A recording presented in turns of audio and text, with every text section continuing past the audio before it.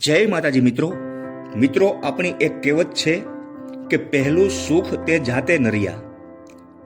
શરીરનું જે સુખ છે, આપણી તંદુરસ્તી હોય એ જ મોટામાં મોટું સુખ છે. પણ આપણી તંદુરસ્તી અત્યારે દિવસે દિવસે બગડી રહી છે.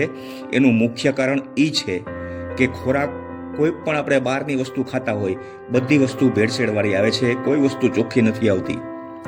અને આપણે જે ખોરાક ખાધો હોય એ પેટમાં પચવો ખૂબ જ જરૂરી છે.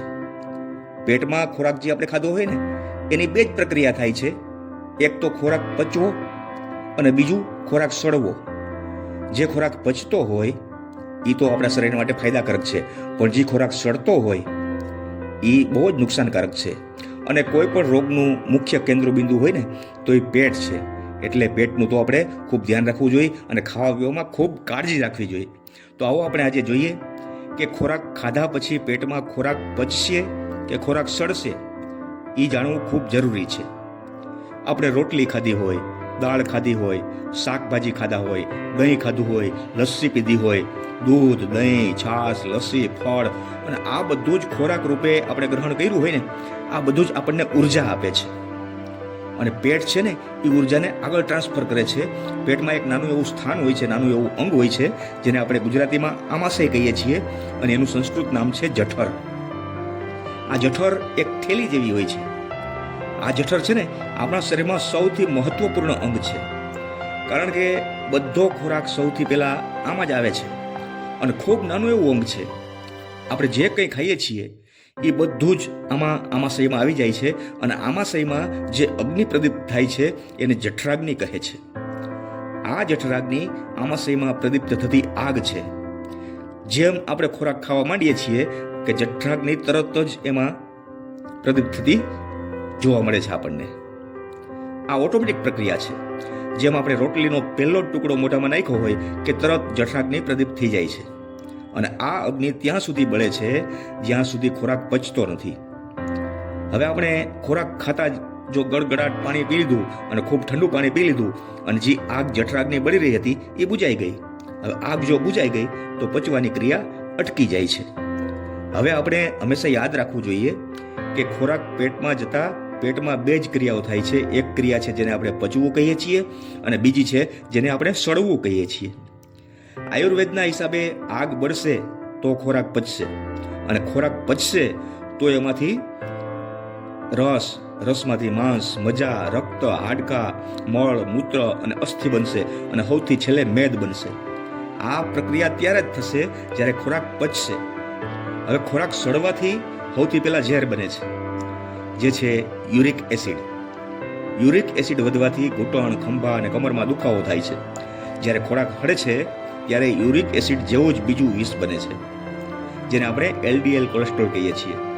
ખરાબ કોલેસ્ટ્રોલ વધવાથી બ્લડ પ્રેશર એટલે કે બીપી વધે છે. અને આ બધી બીમારીઓ ત્યારે આવે છે જ્યારે ખોરાક પચતો નથી અને હળે છે. હવે ખોરાક પચવાથી કોઈ પણ પ્રકારનું ઝેર નથી બનતું. ખોરાક પચવાથી તો જે બને છે ને એ છે માંસ, મજ્જા, રક્ત, હાડકા, મળ, મૂત્ર, અસ્થિ. અને ખોરાક ન પચવાથી બને છે એ uric acid, cholesterol, LDL, VLDL, અને આ જ આપણા શરીરને રોગોનું ઘર બનાવે છે.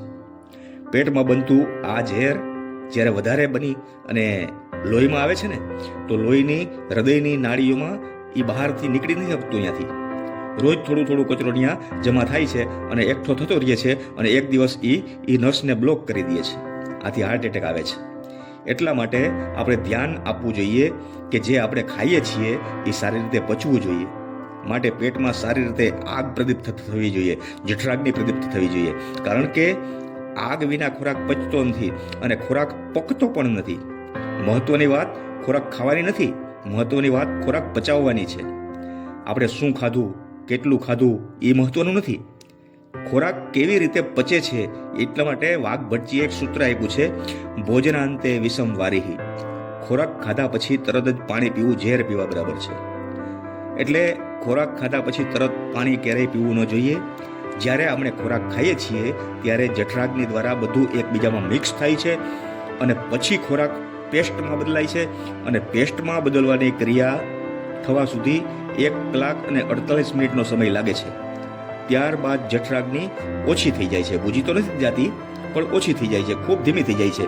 પેસ્ટ બન્યા પછી શરીરમાં રસ બનવાની પ્રક્રિયા શરૂ થાય છે અને ત્યારે શરીરને પાણીની જરૂર પડે છે. એટલે આપણે કદાચ 1 કલાક ને 48 મિનિટ પછી પાણી પીવું જરૂરી છે, પણ 1 કલાક ને 48 મિનિટ ન રહી શકીએ આપણે, તો ખાધા પછી 1 કલાક પછી પાણી પીવું જોઈએ. એ પહેલાં તો નહીં જ, ખાલી મોઢું સાફ કરીને ખાય. કારણ કે પાણી છે ને એ અગ્નિને શાંત કરી દે છે અને પછી ખોરાક પચતો નથી. તો મિત્રો, આવી સરસ માહિતી મેળવવા માટે મારા આ વિડીયોને લાઇક કરજો, શેર કરજો અને મારી ચેનલને સબસ્ક્રાઈબ કરજો. અને જો મજા આવી હોય તો બીજા દોસ્તો સુધી આ વાતને પહોંચાડજો. જય માતાજી.